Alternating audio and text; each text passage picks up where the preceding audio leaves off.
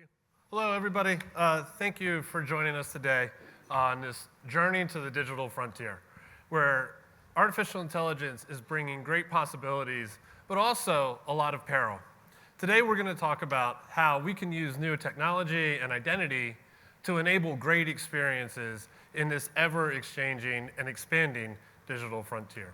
I'm Matt Berzinski. I'm going to be your tour guide. Hopefully, I can be half as funny as Bennett. Probably not, though. The first thing we have to think about when we think about a frontier is, what is a frontier? And as an American, can't get away from it. I'm sure you figured it out from my accent already. The first thing I think about in a frontier is the Wild West in America. In America, people picked up their lives to move west for a better opportunity, whether that was to get gold in California or to set up a small farm that they could call their own. And in doing that, they faced massive challenges. They didn't know where they were going. They had Native Americans who weren't really happy they were on their land. And if that wasn't bad enough, they had people who had settled before them that were villains waiting to rob them at every turn. But that's just one frontier. The next frontier you think about is to boldly go where no one's gone before: space. You literally have people that strap themselves on top of an exploding bomb just to get into outer space to discover something new. And when they get to space, they're greeted with a horrible environment. No oxygen, it's cold, there's radiation, and if anything goes wrong, help is a long, long way away. Just ask those people who got stuck on the space station for 10 months when they were going up for 4 days. Like, what did they do about their underwear? That's what I always wonder. But those frontiers are voluntary. The digital frontier isn't. Everybody has to partake. Even our pensioners here in the UK, to get access to their benefits, have to sign up for an account, have to venture out into the digital world, which exposes them to all the perils that are out there. And AI is pushing this digital frontier faster than any technology we've ever seen. So with that, we have to think about, is AI a friend or a foe? I think all of us are getting used to using AI in our world. I mean, I used it to create all the images in this presentation. That was really cool. I also use it to help me in day-to-day, ChatGPT. It helps me find things online. AI is great. But AI is simply a tool, like a hammer. A hammer can be used to build a beautiful house, and that's great. But a hammer can also be used to break a window to rob that house. And just like that, AI can be used to commit more and more fraud. And we see that all the time. We see AI's ability to scrape your social media and come up with really great information to send really convincing phishing messages, being able to trick people into believing that they are you. Bennett would have a problem with that these days. We also hear about that with Scattered Spider, where they're using AI to get a bunch of information about people and use the help desk to get them to reset credentials. That's the next presentation now. But here, the last thing I want to talk about with AI is that deepfakes are everywhere. No one wants to be the guy who sat in the Zoom call and transferred $25 million after being the only real person on that call. How many people here could tell me with 100% assurance you would know if you were speaking to your mom on a FaceTime, or your wife, or your loved one? Maybe my parents I would know, but my wife, maybe not so much. Because my mom can't use FaceTime. It'd be pretty easy. So AI is eroding the trust. And to quote another American, Oprah Winfrey, trust is the bedrock of any relationship. And if you know Oprah, you know that she was really talking about romantic relationships, and that's obviously very true. However, the same is true in business. If you can't trust who's on the other end of that computer monitor or on the other end of that screen or who you're working with, you can't do business, because they have to be able to trust that you're going to deliver the product you're selling them, and you have to be able to trust that they're going to pay you. And AI is really making it hard for us to deliver the experiences that we should be able to deliver on the internet.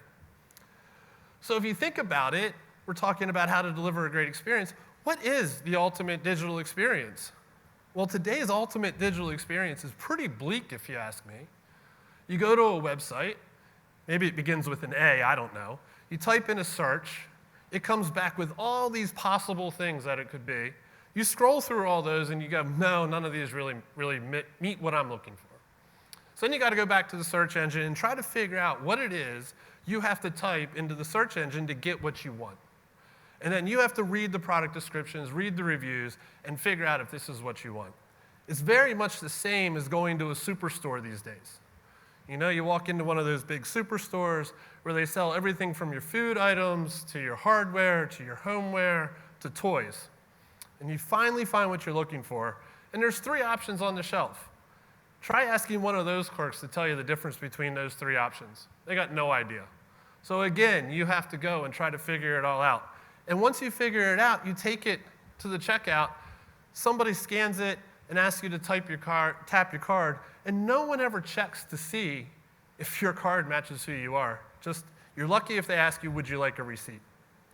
So I don't think anybody here thinks that's the ultimate in-person experience, because the ultimate in-person experience is your local retailer, right? The person who knows you when you walk in, they greet you.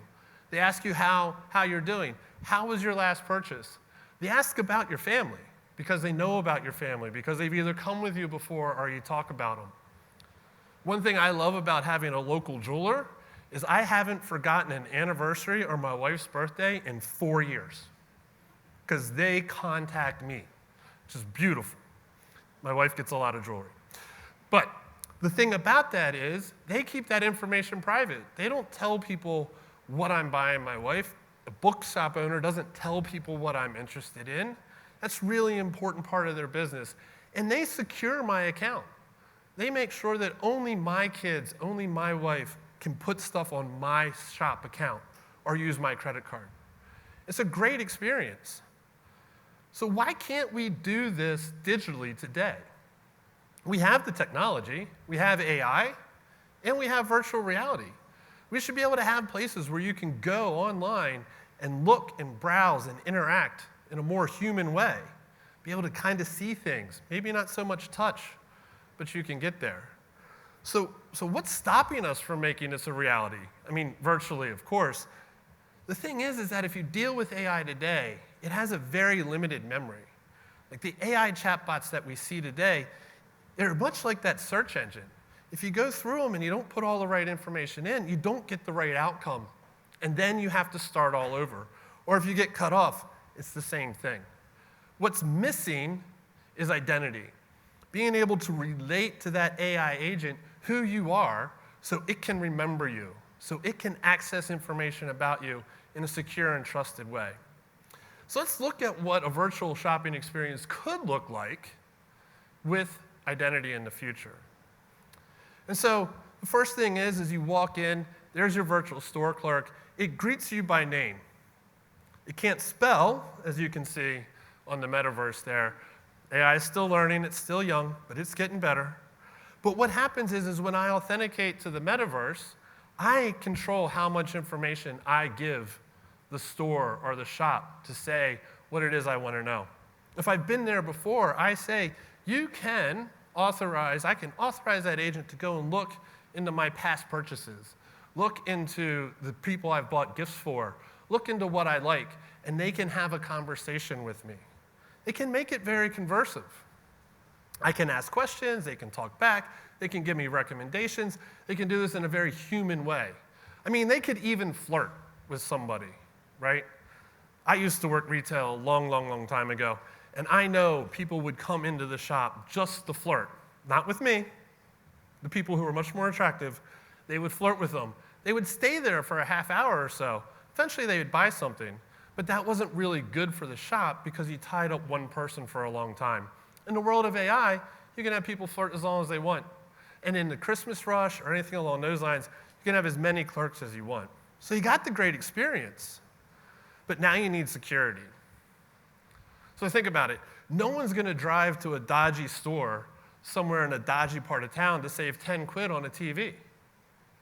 Because, they're not going to trust the experience. They're not going to trust that they're going to get out of there without any bodily injury, nor are they going to trust that that shop is going to hold on to their financial institution's money and information and their personal identity in a safe way. You could become just like Bennett and lose your identity because you went to shop at a dodgy shop. So no one's going to do that. And on the other side of that, businesses need to make sure they're going to get paid. So they don't want to deal with dodgy and nefarious people. They want to make sure you have trusted financial assets. So security is essential to business. And if you don't believe that, which at a cybersecurity show, I would think everybody here knows security is essential for business. But if you really think about it, how many here would get on an airplane with strangers without going through airport security? Anybody? As much as we hate it, as much as we complain about it, if it wasn't there, you wouldn't fly. Now, I'm not saying online security has to be as cumbersome and as horrible as airport security, but it's essential to business. The other thing that's essential is privacy. You know, you don't want your information out there easily accessible by anybody. Like, how many people here would use a website that collects all your personal information and then sells it off to the highest bidder? I mean, besides Google. I mean, gotta use Google. But privacy is essential. You don't want your information out there. The more information that's out there, the more information that's shared, the easier it is for people to start to figure out who you are. Start to devise ways to take over your accounts. Whether they're professional or personal accounts, it doesn't matter. You know, if you think about that bookshop owner, would you really want him to be going out and giving all your neighbors some of your views, whether they're political views, whether they're taboo interests? I'm not judging, but you know, you don't want that information going out. You need to be able to say, I don't allow you to do that. And this is all available today. There is technology today that allows organizations to set up these virtual clerks, allows somebody to come in, authenticate to it, allows it to get access to the things that you want it to, but not your personal information, not your PII, not your financial information, until you decide you want to buy something. And then you authorize it to go access that information, and only for that transaction. And that's how you deliver a really great, trusted, secure experience.